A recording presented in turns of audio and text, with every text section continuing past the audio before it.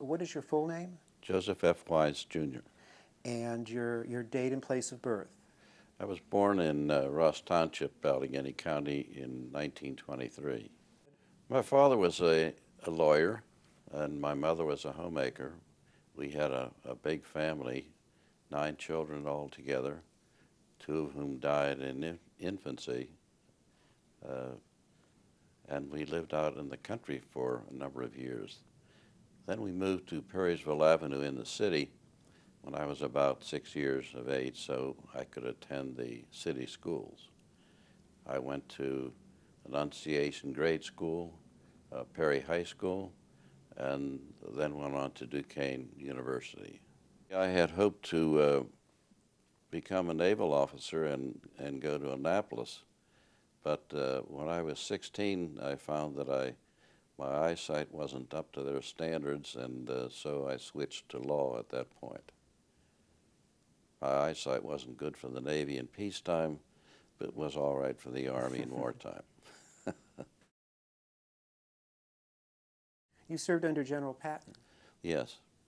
I volunteered for duty with the 4th Armored Division, and we stayed in England until the first week in July, when we moved across the Normandy beaches into the hedgerows. There we became part of Patton's army when we broke out of the hedgerows at the end of July 1944. Did you actually see or ever have contact with the general? He didn't consult me very often, but I did have one encounter. I was all alone in my half-track with my crew, and I saw this Jeep coming toward us, and I could see it was Patton. It was raining, and he was hunched down in his raincoat. I was hunched down in my raincoat under the helmet, trying to keep as much water off me as possible. And Patton was very strict about saluting, but I had just come out of several months of combat, and I was having no parts of saluting which would involve me raising my arm and letting the water run down. So I looked the other way, and he looked the other way, and we passed each other. He didn't want to get his arm all wet either. The day I got shot was not a very pleasant one. About 7 o'clock that morning, some German tanks got behind us. We were surrounded, had been for a day, and fired an 88 gun into the area, killed one man. I went down to get some help, and I was standing with a man from Braddock, PA, as it turned out. We were about 2 feet apart chatting away when another shell came in. It gave me a few scratches on my back, but a tiny piece of the shrapnel entered this man's temple, and he died about 10 minutes later before the airmen could get there. Then several hours after that, we had to move away from a wooded area where we were prime targets, and while we were there, I went to encourage the men to be calm, take care, and remember how we were doing there. And the mortar shell caught me, and that was the end of the war for me. It was a large mortar shell, and as it turned out, I was fortunate that I was able to be brought back from the front through the German lines, because the infantry division behind us had just gotten through. Mm-hmm. And so I was able to be taken to a hospital that day. Otherwise, I probably wouldn't be here today. It was November 11th. First time I was wounded was about 8 o'clock, and the second time was about 11 o'clock. So I keep telling people we have a celebration every year on Veterans Day. You completed your law degree in 1948? It was about 1950 that I got out of law school. And you went into practice directly from there? Yes, with my father. Then my 3 brothers joined us as we went along, and we had the law firm of Weis and Weis. During this time, did you start a family? Were you married around this time? Yes, I got married in 1958, and we had 3 children, 2 girls and a boy. How did you meet your wife? Oh, we had known each other for some time, but she had a legal problem and came in to see me, and I gave her some advice, and she says now that the advice I gave her was to marry me, and I think it was good advice.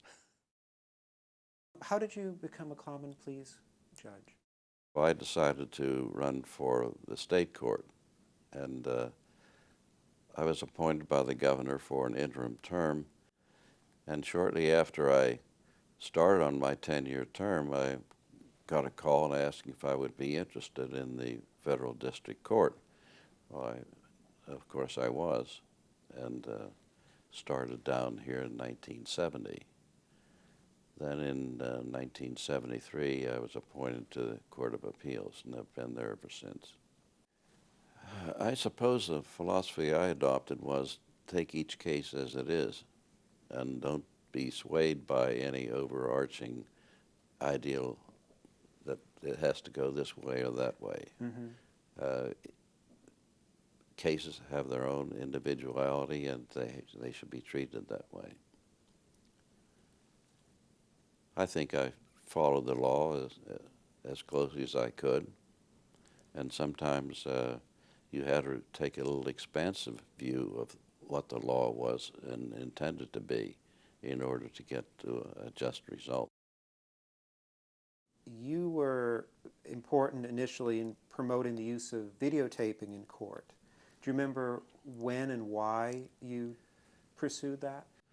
1970, 71. Oh, that early. Yes, there was quite a bit of opposition to it. People said that the lawyers would be showboating, or that the jury wouldn't get the full results of the testimony and so forth. And I had one case where the parties had gotten a transcript prepared of the video of an expert witness, and I read the transcript before the trial began.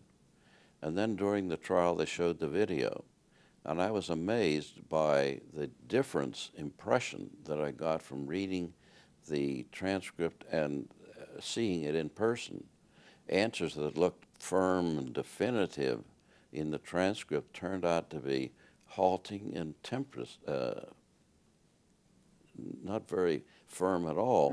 Mm-hmm. When you saw the witness testify. Mm-hmm. So I learned a great deal from that. And it wasn't long after that, too, that I became involved in email.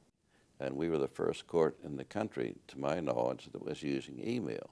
Where do you think that interest in technology came from? I don't on your know, I was just impressed by the inefficiency in which the courts operated. I'd often said that we were still using quill pens when we should have been doing word processing. And so all of this seemed to be opportunities to speed up our work without impairing the quality at all.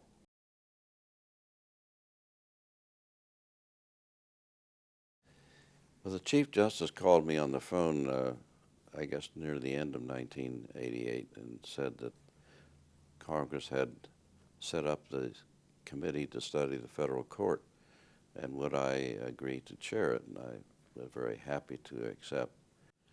Our mission was to study the federal courts and suggest various proposals for change. We worked very hard on that for a year and a half. Our report had over 100 recommendations for changes in the courts, in the way we did things, in some customs we had developed, and we also recommended some changes in statutes that the Congress had enacted in years past. Mm-hmm. And eventually a great many of them were adopted. What was the most important of them, do you think? Well, I think the one point that we try to make was that Congress should limit the jurisdiction of the federal courts. If they continue to add additional workload to the courts, they would destroy its ability to tackle the very important and divisive issues that were it's meat and potatoes, if you will. What's the most satisfying aspect of your work, would you say? The ability to really resolve a problem.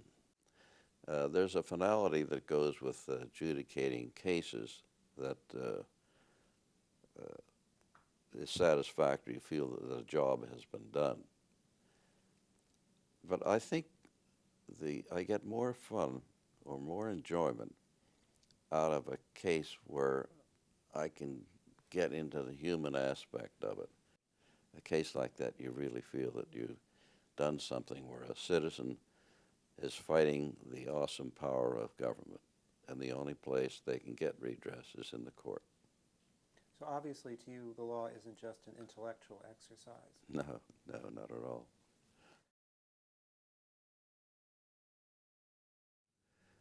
I still retain my interest in administering the law and trying to find more ways to make it efficient, but still thoughtful and compassionate.